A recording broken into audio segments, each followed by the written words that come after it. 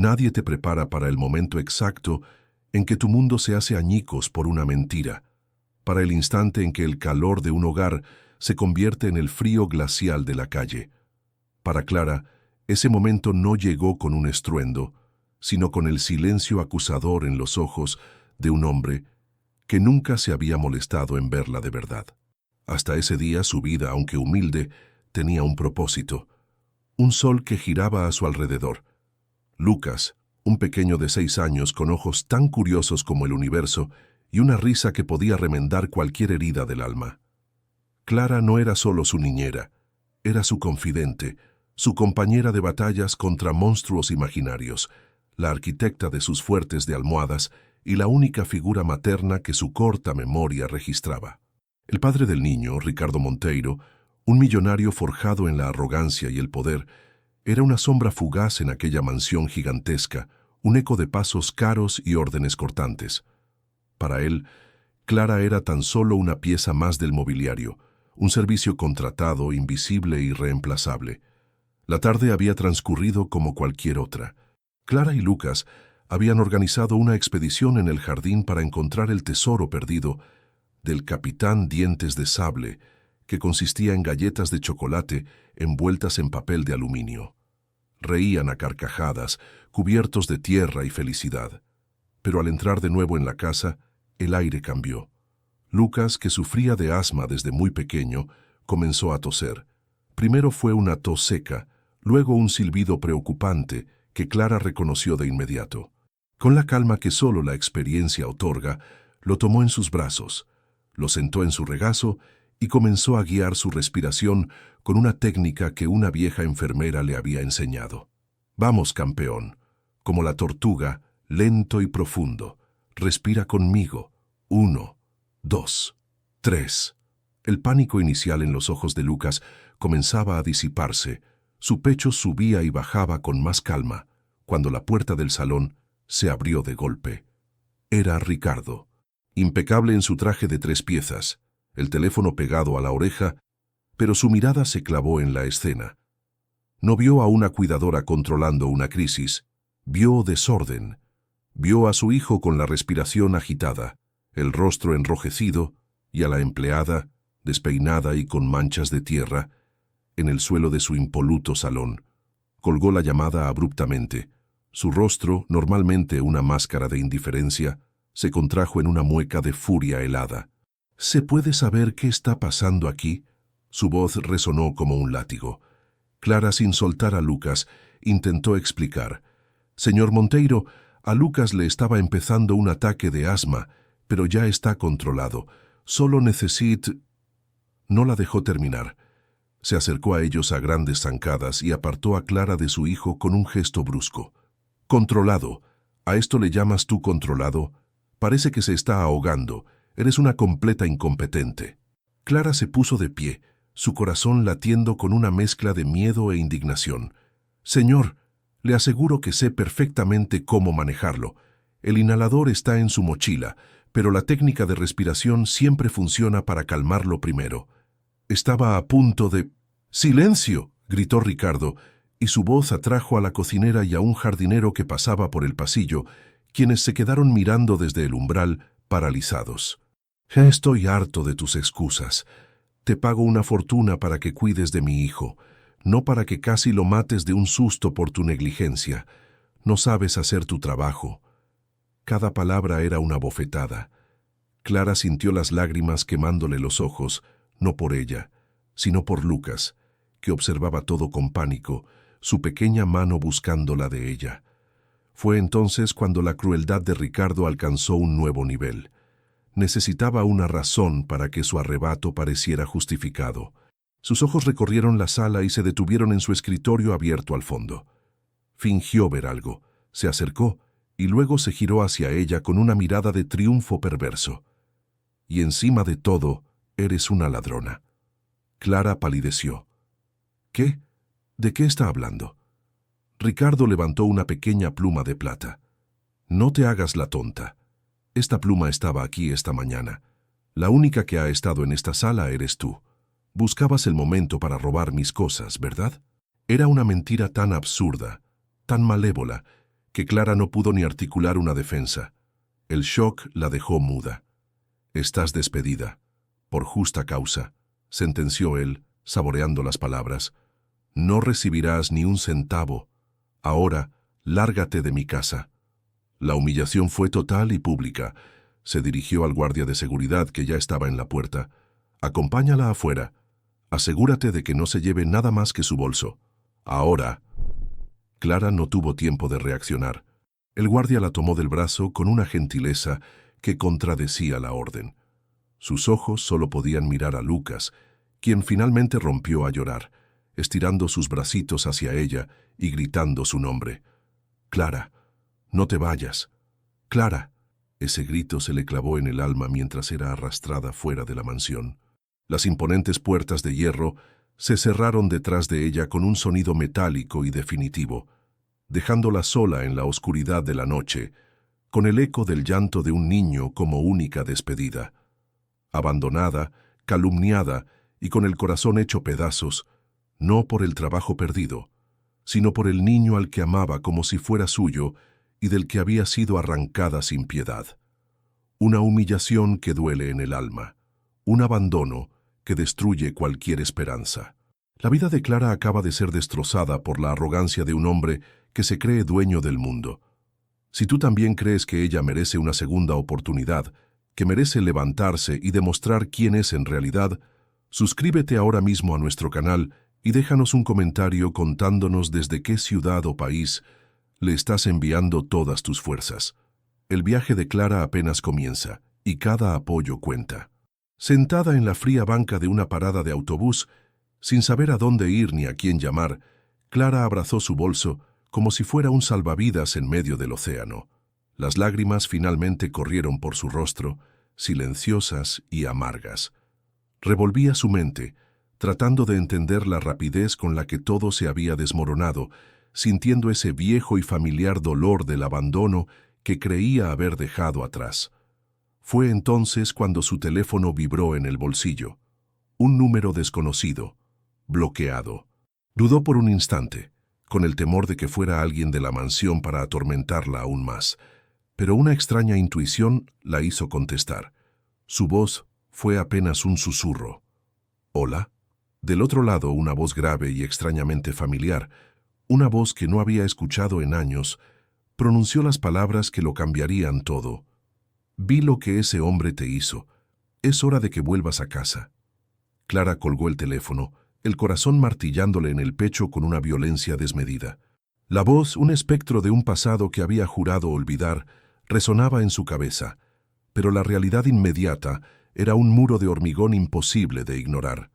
Descartó la llamada como un producto delirante de su angustia, una cruel jugarreta de su mente exhausta. No había un hogar al que volver. El concepto mismo se había vuelto una abstracción dolorosa. Su único enfoque ahora era la cruda y descarnada supervivencia. Sin embargo, pronto descubriría que la calumnia de un hombre como Ricardo Monteiro no era una simple ofensa, sino un veneno que se filtraba en el aire, contaminando cada oportunidad. La acusación de robo, lanzada con la displicente certeza del poder, era una marca invisible en su frente. En la primera agencia de empleo a la que acudió, una mujer de sonrisa plastificada la recibió con una amabilidad prometedora. Todo iba bien, las preguntas eran rutinarias, y la experiencia de Clara con niños era sólida, pero llegó el momento fatídico.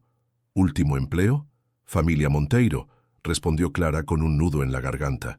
La sonrisa de la entrevistadora vaciló. Apenas un microsegundo, pero suficiente. «Ya veo. Dejaremos sus datos en archivo y la llamaremos si surge algo compatible», dijo la mujer con una frialdad repentina que congeló el aire. Clara supo que ese teléfono jamás sonaría. La escena se repitió con variaciones desalentadoras. En una casa particular, la señora le pidió referencias, y al mencionar el nombre de Ricardo, el rostro de la mujer se transformó, susurrando un «Lo siento, ya hemos encontrado a alguien», antes de cerrarle la puerta en la cara. La red de influencia de Monteiro era vasta y su palabra, ley. Clara era una paria. Los días se fundieron en una rutina gris y agotadora. La dignidad era un lujo que ya no podía permitirse. Sus ahorros, exiguos desde el principio, se evaporaron como el rocío matutino. El hambre se convirtió en una compañera constante, un dolor sordo y persistente en su estómago. Fue entonces cuando sus manos, antes dedicadas a construir castillos de fantasía, aprendieron la áspera caricia de los productos de limpieza industriales. Encontró un trabajo nocturno limpiando los baños de un restaurante en los suburbios, un lugar donde las esperanzas iban a morir entre el olor a desinfectante y la grasa incrustada. Era un trabajo anónimo, invisible, que le permitía ganar unas pocas monedas para comprar un trozo de pan. Durante el día, para completar su miseria, repartía panfletos de una pizzería en una concurrida esquina del centro. Miles de personas pasaban a su lado, cada rostro un universo indiferente, apartando la mirada o rechazando el papel con un gesto de fastidio. Sentía el frío de la ciudad no solo en su piel, sino en su alma, volviéndose transparente, una figura fantasmal en medio de la multitud. Las noches las pasaba en un albergue municipal, un dormitorio atestado, donde el aire olía a sudor, tristeza y desinfectante barato. Aprendió a dormir en un catre ruidoso, abrazada a su bolso, escuchando los susurros y sollozos de otras vidas descarriladas. Aún así, en lo más profundo de su ser, una llama se negaba a extinguirse. Era el recuerdo de la risa de Lucas, el calor de su pequeño cuerpo acurrucado contra el suyo durante la lectura de un cuento. Esa memoria era su ancla, el faro que le impedía dejarse arrastrar por la marea de la desesperación. En esas largas horas de insomnio, los muros de su mente se resquebrajaban, permitiendo que los fantasmas de su otro pasado, el que precedía a los Monteiro, se colaran en su presente. Afloraban imágenes vívidas, retazos de una vida de opulencia forzada. Se veía a sí misma, una joven de 18 años de espíritu indomable, de pie en la imponente biblioteca de su abuelo, el coronel Aníbal Rivas. El aire olía a cuero viejo y a poder. El coronel, un hombre cuya voluntad era tan inquebrantable como el acero, le presentaba su futuro como un plan de batalla. Te casarás con el hijo de los Velasco, unificando dos de los conglomerados más grandes del país. Ocuparás un puesto ceremonial en la junta del grupo soberano hasta que estés lista para heredar mi silla, había decretado él, sin mirarla, como si estuviera dictando una orden a un subordinado. La respuesta de Clara había sido un acto de rebelión suicida. Mi vida no es una cláusula en un contrato de fusión, abuelo. No me casaré con un extraño, ni seré un adorno en tu sala de juntas. Quiero construir algo por mí misma, algo real. La furia del coronel fue un espectáculo terrible. ¿Real? ¿Crees que hay algo más real que este imperio? Eres una Rivas. Tu deber es con tu nombre, no con tus caprichos infantiles. Ella no cedió. Prefiero la dignidad de un fracaso honesto a la esclavitud de un éxito heredado. Las palabras finales de su abuelo fueron una sentencia.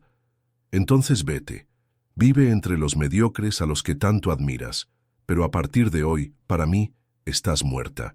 No tienes apellido, no tienes familia y no tendrás ni una sola moneda de esta fortuna. Y así fue. Clara se marchó solo con lo puesto, buscando una autenticidad que la había llevado, irónicamente, a otra forma de servidumbre y a una humillación aún mayor. El destino, sin embargo, tiene un sentido del drama retorcido. Fue en su punto más bajo, en una tarde plomiza en la que una lluvia helada la estaba calando hasta los huesos, mientras ofrecía sus volantes a un mundo que no la veía, cuando la rueda de la fortuna giró. Un sedán negro, un vehículo tan fuera de lugar en esa calle como un diamante en un lodazal, se detuvo silenciosamente a su lado. La puerta se abrió y un hombre mayor, de traje oscuro y una dignidad innata, salió y la cubrió con un paraguas. Clara levantó la vista, sus ojos nublados por la lluvia y el cansancio. El reconocimiento fue un golpe eléctrico. Era Enrique, el chófer, el consejero, la sombra leal de su abuelo. Señorita Clara. Su voz era una mezcla de alivio y urgencia. Ella retrocedió instintivamente. ¿Qué hace aquí? ¿Cómo me encontró? Enrique mantuvo la calma. El coronel tiene sus métodos. Llevamos semanas buscándola discretamente. Por favor, debe venir conmigo. No hay tiempo. Clara, temerosa, replicó. Él me echó. No tengo nada que hablar con él. La mirada de Enrique se llenó de una compasión que la desarmó. Él se está muriendo, señorita, y su último deseo es verla. El error de Ricardo Monteiro no fue subestimarla a usted, añadió con un matiz de acero en su voz. Fue subestimar el orgullo de su abuelo. Créame, el coronel nunca permitió que nadie, absolutamente nadie, maltratara a un Rivas, aunque él mismo lo hubiera repudiado. Por favor. Vencida, empapada y sin nada que perder, Clara asintió. El viaje en coche fue un salto surrealista entre dos mundos. Dejó atrás las calles grises y entró en el exclusivo enclave de los verdaderamente poderosos. La mansión Rivas era una fortaleza de mármol y cristal que dominaba la ciudad, un monumento al poder que ella había rechazado. Al entrar, los recuerdos la asaltaron, pero el lugar se sentía frío, ajeno. Enrique la guió por pasillos silenciosos, donde sus pasos resonaban como una profanación, hasta la alcoba principal. Allí, perdido en una cama inmensa, estaba el coronel Aníbal.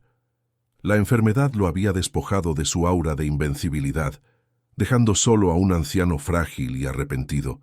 Sus ojos, antes chips de hielo, se llenaron de lágrimas al verla. Clara, mi niña, su voz era un susurro quebrado. El orgullo es un mal consejero, te construye un trono sobre una tumba de soledad. Perdóname, le contó con pausas para tomar aire, que había seguido cada uno de sus pasos. Vio su rechazo a rendirse, su tenacidad para sobrevivir con honor en las peores circunstancias. Esa fuerza es la verdadera herencia de los Rivas, no el dinero ni el poder, la voluntad. Y tú la tienes. Con un gesto, le pidió a Enrique que le acercara un pesado maletín de cuero. Con sus últimas fuerzas, el coronel tomó la mano de Clara, una mano ahora áspera por el trabajo duro. Todo esto, todo este imperio, es tuyo. No lo dirijas con mi arrogancia, dirígelo con tu corazón de leona. Haz lo justo. Y con esas palabras, su último aliento escapó de sus labios, y la cabeza del titán reposó finalmente sobre la almohada. El silencio que llenó la habitación era absoluto, sagrado y aterrador. Clara permaneció inmóvil, sosteniendo la mano fría de su abuelo, un torbellino de duelo, perdón y desconcierto, arremolinándose en su interior. Enrique, con una discreta reverencia, colocó el maletín sobre su regazo. El coronel firmó la transferencia total de activos y el nombramiento ayer por la mañana. Usted, señorita Clara, es la única dueña y presidenta ejecutiva del Grupo Soberano. Con dedos que le temblaban, abrió el pesado maletín. Estaba lleno de documentos cuyo valor podía alterar la economía de países pequeños. Pero su mirada se quedó fija en la primera carpeta, en una pestaña de cartón grueso, donde unas letras mayúsculas, escritas con una caligrafía impecable y letal, parecían arder. No era solo un nombre, era una declaración de guerra, una promesa de retribución kármica que le helaba y a la vez le incendiaba la sangre. Leía: Proyecto de adquisición hostil, Monteiro Tech.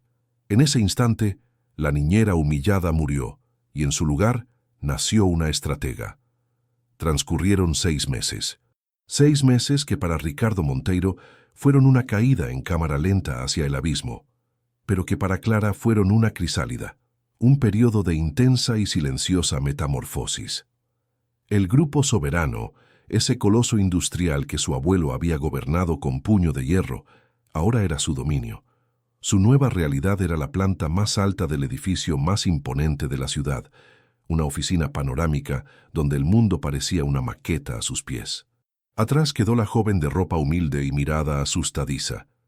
En su lugar había surgido una mujer cuya presencia llenaba la habitación.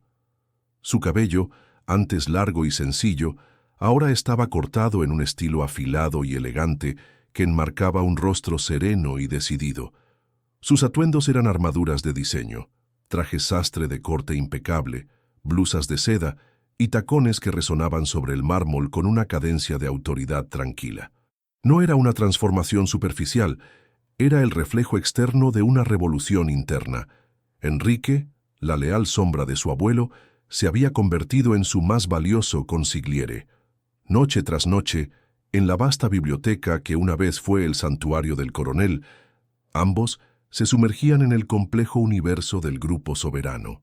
Enrique, con la paciencia de un maestro artesano, le desveló cada secreto del imperio, las complejidades de los mercados de futuros, las sutilezas de la diplomacia corporativa, el arte de leer a los hombres por sus silencios más que por sus palabras. Y Clara absorbió todo con una aptitud asombrosa. Demostró tener una mente analítica, una capacidad innata para detectar patrones donde otros solo veían caos. No estaba simplemente aprendiendo a dirigir, estaba despertando un talento que había permanecido latente toda su vida. Su motor no era una sed de venganza visceral, sino algo mucho más frío y poderoso, un hambre de justicia poética. Quería demostrarle al fantasma de su abuelo que el corazón y la estrategia no eran excluyentes, y quería que Ricardo Monteiro, el hombre que la había juzgado y desechado como a un objeto sin valor, entendiera la magnitud de su error. El recuerdo de Lucas era un fuego constante en su interior, pero lo había canalizado. Ya no era un dolor que la paralizaba, sino el combustible que alimentaba su determinación implacable. Mientras Clara se consolidaba, Monteiro Tech, el orgulloso bastión de Ricardo, se desmoronaba. La arrogancia de Ricardo lo había llevado a tomar una serie de decisiones desastrosas. Cegado por el éxito pasado, había invertido masivamente en una tecnología especulativa, ignorando las advertencias de su equipo financiero. Se había endeudado hasta el límite para financiar una expansión agresiva justo cuando el mercado comenzaba a contraerse. Ahora, los acreedores llamaban a su puerta y el precio de sus acciones caía en picado. Y fue en ese momento de máxima vulnerabilidad cuando el Grupo Soberano, bajo la dirección anónima de la presidenta, comenzó su asedio. La estrategia de Clara fue una obra maestra de precisión quirúrgica.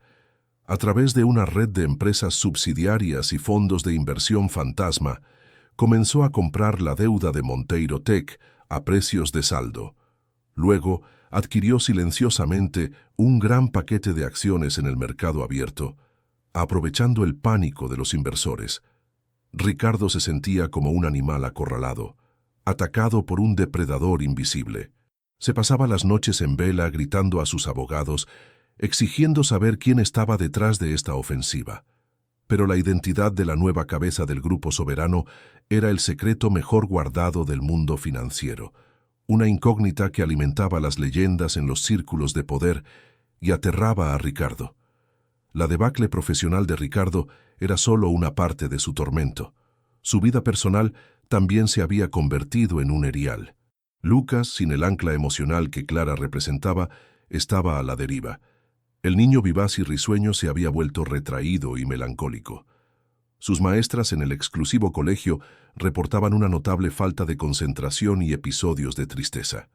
Ricardo, en un torpe intento de solucionar el problema con dinero, contrató a una sucesión de niñeras con credenciales impecables, pero ninguna lograba conectar con el niño. Lucas las rechazaba con una hostilidad silenciosa o preguntaba con una desoladora insistencia: ¿cuándo va a volver Clara? Una noche, Ricardo entró en la habitación de su hijo y lo encontró llorando en silencio mientras abrazaba un pequeño dinosaurio de felpa que Clara le había regalado. Por primera vez una grieta se abrió en el grueso caparazón de su soberbia. Sintió una punzada de algo que se parecía mucho al remordimiento. No por Clara, se dijo a sí mismo, sino por el efecto que su ausencia tenía en su hijo. Extrañaba la paz, la facilidad, el orden que ella traía a su hogar. Su frustración, sin embargo, la proyectaba hacia afuera. Se veía a sí mismo como la víctima de una conspiración corporativa, no como el responsable de la tristeza de su propio hijo. Entretanto, en la cima de su recién adquirido poder, Clara enfrentaba sus propias batallas. El Consejo de Administración del Grupo Soberano, compuesto por hombres mayores que habían servido a su abuelo durante décadas, la observaba con una mezcla de respeto y escepticismo. El más peligroso de ellos era un director llamado Borges, un hombre ambicioso y salamero que veía a Clara como un accidente, la última voluntad sentimental de un anciano. Convencido de que ella era solo una fachada y que Enrique tomaba las decisiones reales, Borges decidió ponerla a prueba. Durante una reunión de la Junta, presentó con gran fanfarria una propuesta de inversión en un proyecto inmobiliario en el extranjero, un proyecto que, secretamente, beneficiaría a una empresa de la que su cuñado era socio. Lo presentó como una oportunidad de oro, adornándolo con proyecciones optimistas y datos cuidadosamente seleccionados. Esperaba que la niña quedara impresionada por los grandes números y diera su aprobación sin más. Se equivocaba. Clara escuchó toda la presentación en silencio, su rostro impasible. Cuando Borges terminó, ella no lo refutó. Simplemente comenzó a hacer preguntas. Señor Borges, ¿podría explicarnos la cláusula 7.4 del informe de viabilidad geológica, esa que menciona un alto riesgo sísmico en la región? Borges palideció. ¿Podría mostrarnos el análisis de riesgo de la divisa local, que según mis fuentes ha perdido un 30% de su valor en el último semestre? Continuó con una serie de preguntas tan precisas y demoledoras que en menos de 5 minutos desmanteló por completo la propuesta, exponiendo no solo sus fallas, sino también la intención fraudulenta de Borges ante todo el consejo. El silencio en la sala fue absoluto. Ese día, Clara dejó de ser la heredera. Se convirtió, a ojos de todos, en la presidenta. La situación de Monteiro Tech era insostenible. Al borde de la bancarrota, Ricardo se vio obligado a tomar la última y más humillante de las opciones. Sus abogados le informaron que la única esperanza de evitar la liquidación total era negociar una rendición directamente con el nuevo y enigmático presidente del Grupo Soberano. Tras semanas de súplicas y gestiones a través de intermediarios, la respuesta llegó. Un correo electrónico, tan breve como una sentencia, apareció en la bandeja de entrada de su abogado. La presidenta recibirá al señor Monteiro, martes, 10:00 am, sede central del Grupo Soberano. Ricardo pasó el fin de semana preparándose como un gladiador antes de entrar en la arena. Ensayó su discurso frente al espejo, tratando de proyectar una imagen de fuerza y control que no sentía. Se imaginaba a su adversario, un magnate despiadado, un tiburón corporativo de la vieja escuela, un hombre como su propio padre. El martes por la mañana se puso su mejor traje, la armadura que siempre le había dado confianza, y se dirigió hacia la guarida del león. Mientras el coche se deslizaba hacia el imponente rascacielos de cristal y acero, no tenía la menor sospecha de que la persona que sostenía su destino en la palma de su mano no era un viejo titán de la industria, sino el rostro joven y familiar de la mujer a la que había humillado y arrojado a la calle sin un ápice de piedad. El edificio del Grupo Soberano no era una simple estructura de oficinas, era una declaración de poder, un monolito de cristal ahumado y acero que se alzaba hacia el cielo, perforando las nubes y proyectando una sombra imponente sobre el resto del distrito financiero. Al entrar, Ricardo Monteiro sintió cómo el bullicio de la ciudad era reemplazado por un silencio casi sacro, un vacío acústico que parecía absorber cualquier sonido superfluo. El vestíbulo era una catedral del minimalismo corporativo, suelos de mármol negro pulido que reflejaban las luces halógenas como estrellas frías en un firmamento oscuro, paredes desnudas, salvo por el discreto pero inconfundible logo del grupo, y un mostrador de recepción que parecía tallado en un solo bloque de granito. El aire mismo olía a poder, a dinero viejo y a decisiones que podían cambiar el destino de naciones. Sus dos abogados, hombres acostumbrados a las antesalas del poder, se movían a su lado con una rigidez inusual, sus rostros traicionando un nerviosismo que intentaban ocultar. Ricardo, por su parte, se sentía como un impostor. Su traje, el más caro de su armario, de repente le parecía barato y mal ajustado. Se había pasado la noche ensayando un discurso, una mezcla de desafío y pragmatismo, pero las palabras ahora se sentían huecas y ridículas en la inmensidad de aquel lugar. Una asistente de una eficiencia robótica cuyo rostro no mostraba ni un atisbo de emoción, los guió a través de pasillos que parecían interminables hasta una sala de reuniones en el piso superior. La habitación era el epítome de la intimidación sutil. No había cuadros en las paredes, ni adornos, ni nada que pudiera distraer. Solo una mesa larguísima de ébano, pulida hasta alcanzar un brillo de espejo, rodeada de sillas de diseño ergonómico que parecían instrumentos de tortura. Una de las paredes era un ventanal panorámico que ofrecía una vista vertiginosa de la ciudad. Desde esa altura, el edificio de Monteiro Tech, su orgullo y legado, parecía un juguete, un insignificante bloque en una vasta maqueta. Era una metáfora visual tan obvia como aplastante. Se sentaron y esperaron. Cada segundo se estiraba en una eternidad cargada de tensión.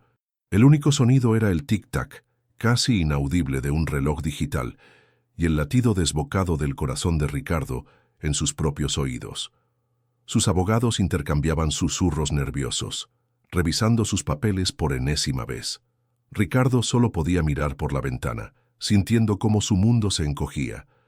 La puerta se abrió sin previo aviso, con un silbido neumático casi imperceptible. Primero entró Enrique, el hombre que recordaba vagamente como el chofer del viejo coronel Rivas. Su rostro era el mismo, impasible y digno, pero su porte ya no era el de un sirviente. Había una autoridad en su mirada, una certeza que lo convertía en un guardián, en un heraldo. Y entonces, detrás de él, apareció ella. Por un instante, el cerebro de Ricardo se negó a procesar la imagen. La mujer que entró en la sala era a la vez una completa extraña y una figura dolorosamente familiar.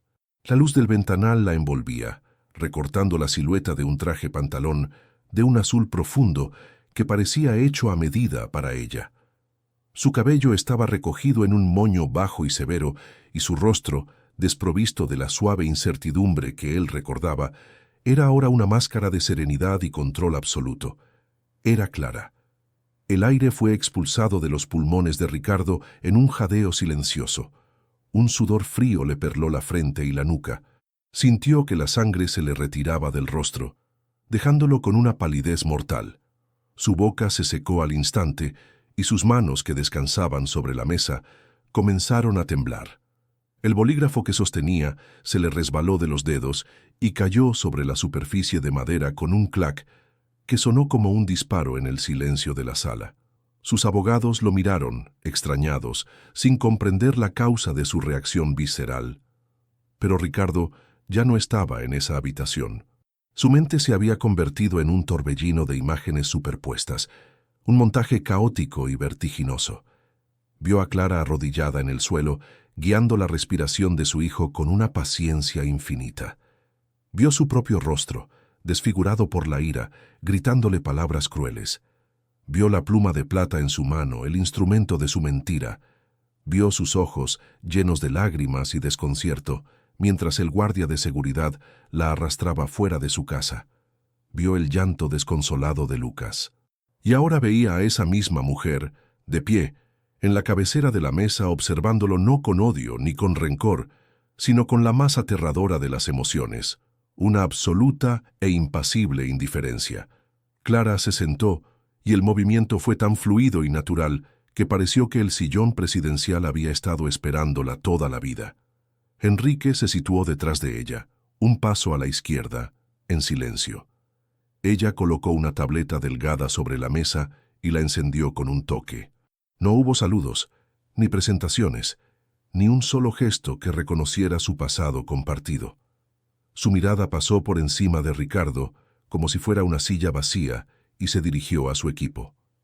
«Buenos días», dijo, y su voz, la misma voz que le leía cuentos a su hijo, era ahora un instrumento de precisión, clara, firme y desprovista de cualquier inflexión personal.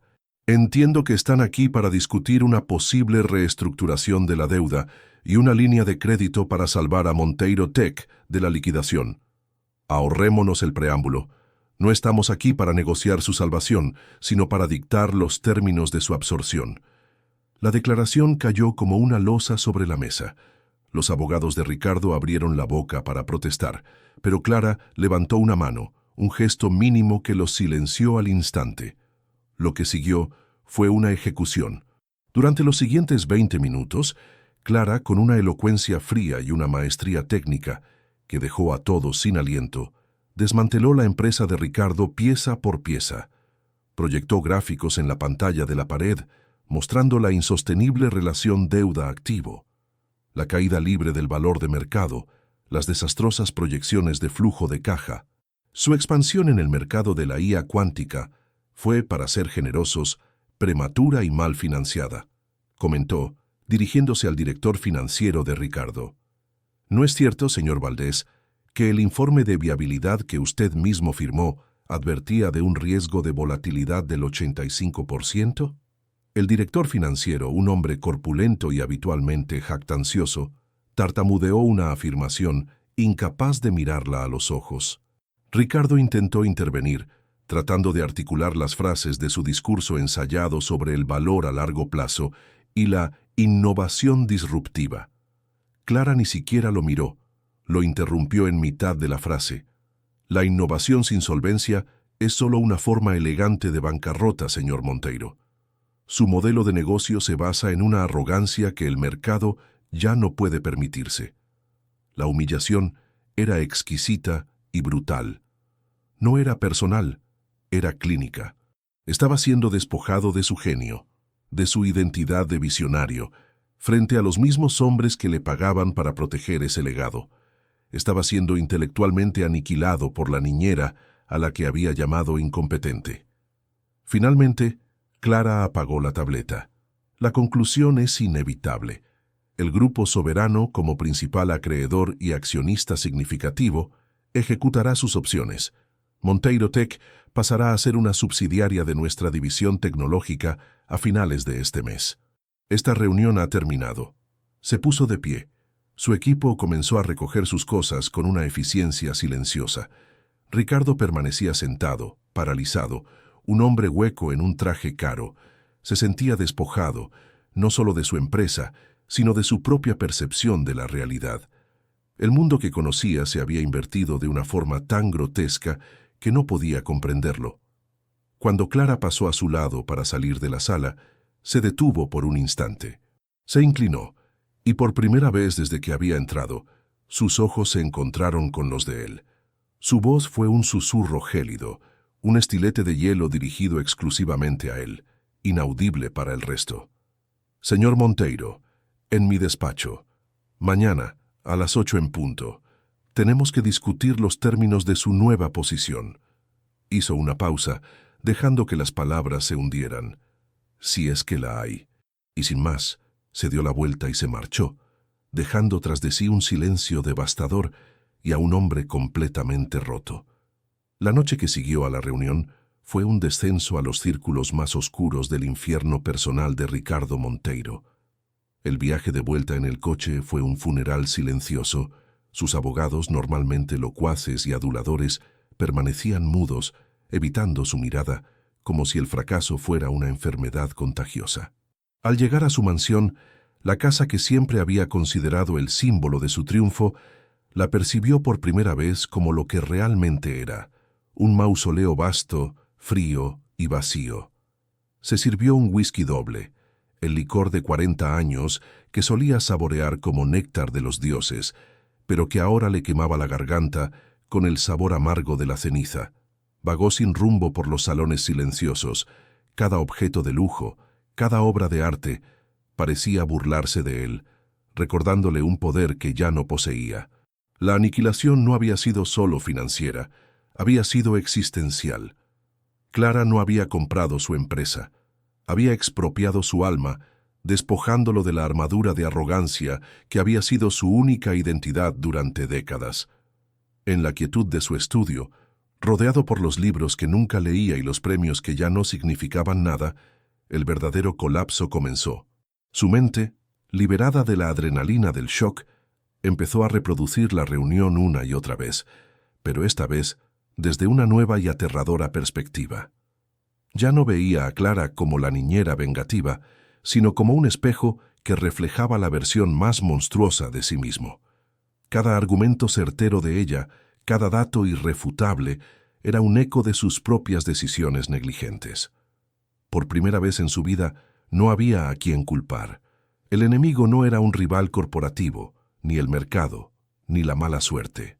El enemigo era él. Fue entonces cuando, impulsado por una necesidad que no comprendía del todo, subió las escaleras hasta la habitación de su hijo. Abrió la puerta con sigilo. Lucas dormía, ajeno a la catástrofe que había engullido a su padre. Su rostro, iluminado por una pequeña luz de noche, era un oasis de inocencia en medio de la podredumbre de su vida, y en sus brazos, abrazado con fuerza contra su pecho, estaba el pequeño dinosaurio de felpa, el que Clara le había regalado. Esa imagen fue la que finalmente rompió el dique. Un sollozo seco y desgarrador escapó de la garganta de Ricardo, un sonido gutural que no había emitido desde su propia infancia. Se apoyó contra el marco de la puerta, el cuerpo sacudido por espasmos de una agonía purificadora. En ese instante, todas las piezas encajaron en un mosaico de una claridad insoportable. Su crueldad hacia Clara, su despido injusto, la mentira de la pluma. Todo ello no era un evento aislado. Era la causa directa de la tristeza de su hijo, del vacío en sus ojos, de su propio fracaso como padre. La bancarrota de su empresa y la bancarrota de su humanidad eran dos caras de la misma moneda de soberbia.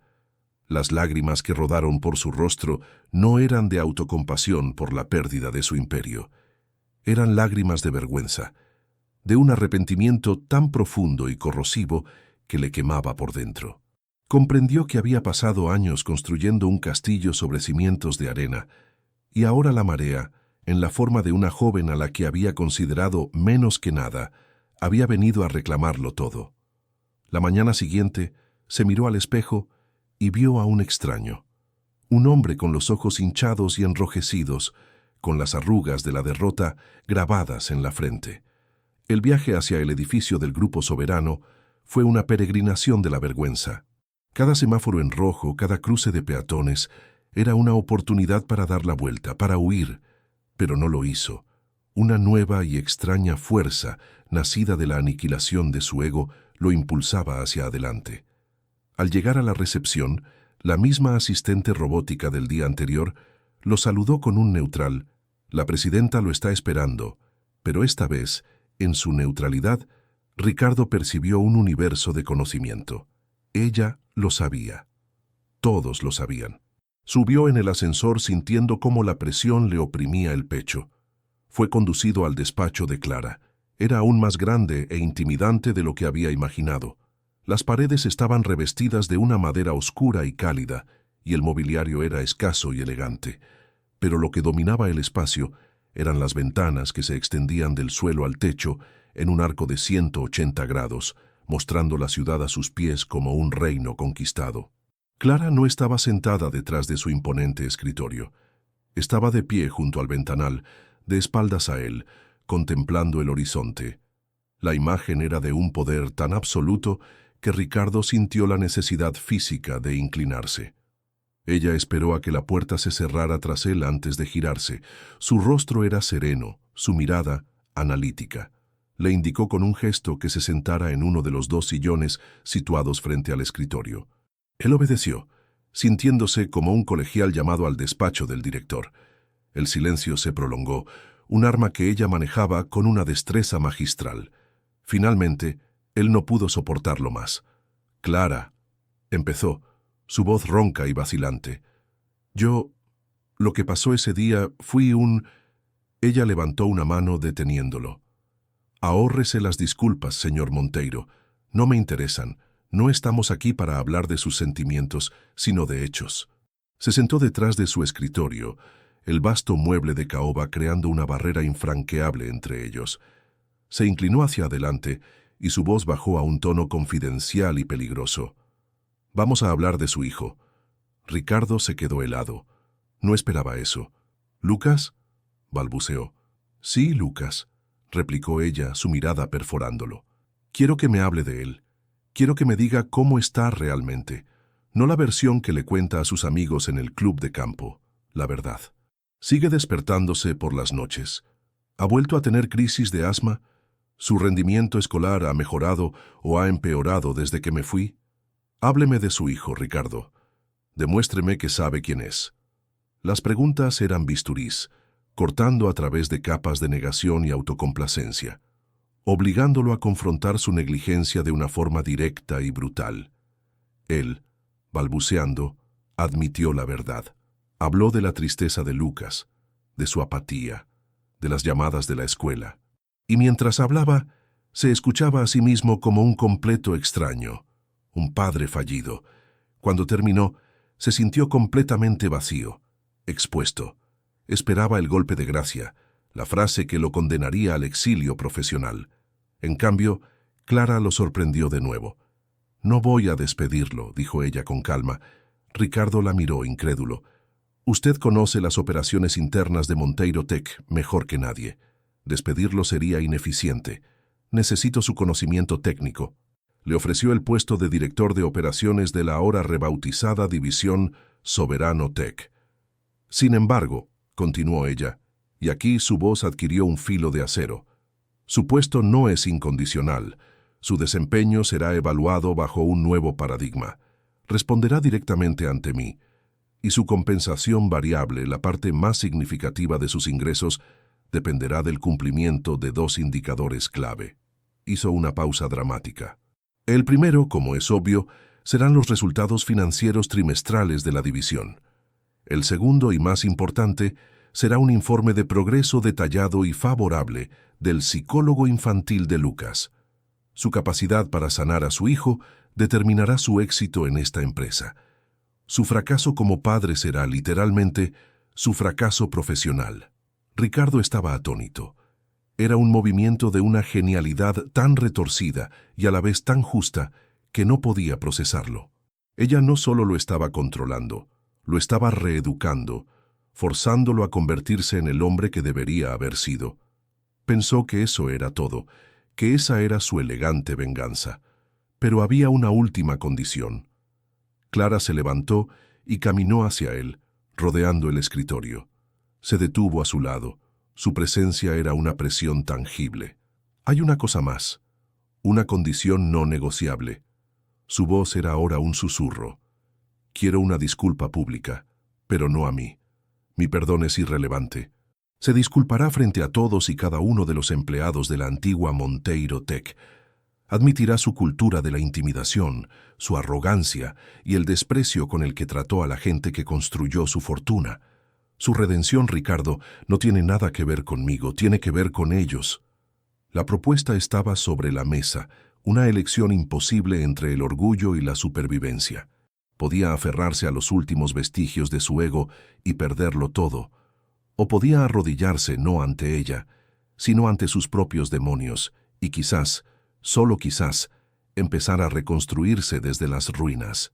El día de la disculpa pública amaneció gris y plomizo, un reflejo perfecto del ánimo que reinaba en las instalaciones de la ahora llamada Soberano Tech.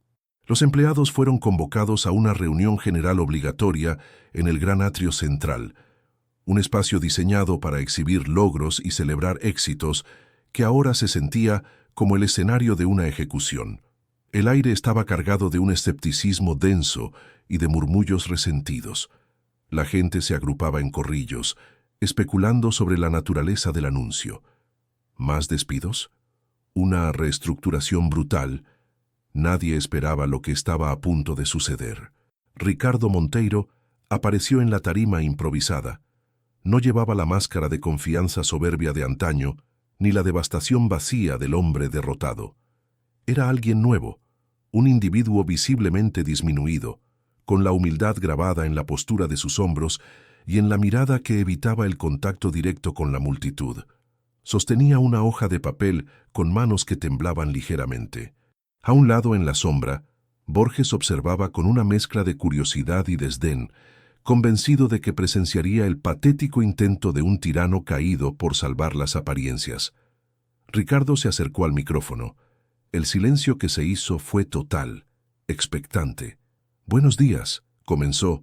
Su voz, amplificada por los altavoces, sonaba frágil, irreconocible. «Los he reunido hoy no para hablar de cifras ni de estrategias de mercado. Los he reunido para hacer algo que debí haber hecho hace mucho tiempo, pedir perdón. Un murmullo de incredulidad recorrió la sala. Ricardo respiró hondo y continuó, sus ojos fijos en el papel que sostenía, como si fuera la única cosa que lo mantenía anclado a la realidad. Durante años he dirigido esta compañía desde un pedestal de arrogancia. He confundido el miedo con el respeto. He creído que el éxito financiero me daba derecho a tratar a las personas como piezas de un engranaje, como recursos desechables en lugar de como seres humanos con valor y dignidad. Y en eso me equivoqué profunda y fundamentalmente. Levantó la vista por primera vez y su mirada recorrió los rostros de sus empleados. He humillado a gente en público, he desestimado ideas brillantes por puro ego y he fomentado una cultura tóxica donde la gente temía hablar. Y quiero que sepan que la responsabilidad de eso es exclusivamente mía. Hizo una pausa, y la sinceridad de su tormento era tan palpable que el escepticismo en la sala comenzó a transformarse en un estupor atónito. Quiero ofrecer una disculpa específica a una persona que fue víctima de mi peor versión. Una mujer a la que no solo traté con un desprecio imperdonable, sino a la que calumnié para justificar mi propia crueldad. Su nombre es Clara Rivas. Al pronunciar el nombre, un jadeo colectivo recorrió el atrio. La conexión entre la niñera despedida y la nueva y misteriosa presidenta se hizo evidente en un instante de claridad explosiva. Borges se quedó petrificado, su mente tratando de procesar la magnitud de lo que estaba presenciando. Ella fue una cuidadora excepcional para mi hijo, continuó Ricardo, su voz quebrándose por primera vez, y mi respuesta fue la de un monstruo. Su situación actual no borra la injusticia que cometí. Y aunque hoy ella sea mi superior, mi disculpa no es una estrategia, es una confesión. La confesión de un hombre que se perdió a sí mismo en el poder. Terminó su discurso anunciando las nuevas políticas que Clara había impuesto. Un canal de denuncias anónimo, un programa de desarrollo profesional para todos los niveles y un comité de ética y bienestar laboral. Luego, bajó de la tarima y caminó entre la multitud en silencio, sin buscar la absolución, simplemente aceptando el peso de sus miradas. Fue el acto más valiente y humillante de su vida. Los meses siguientes fueron testigos de una transformación silenciosa, pero radical. Ricardo se sumergió en su nuevo rol con una diligencia casi penitencial. Se convirtió en un líder que escuchaba, que preguntaba, que valoraba. Pero el cambio más profundo ocurrió fuera de la oficina.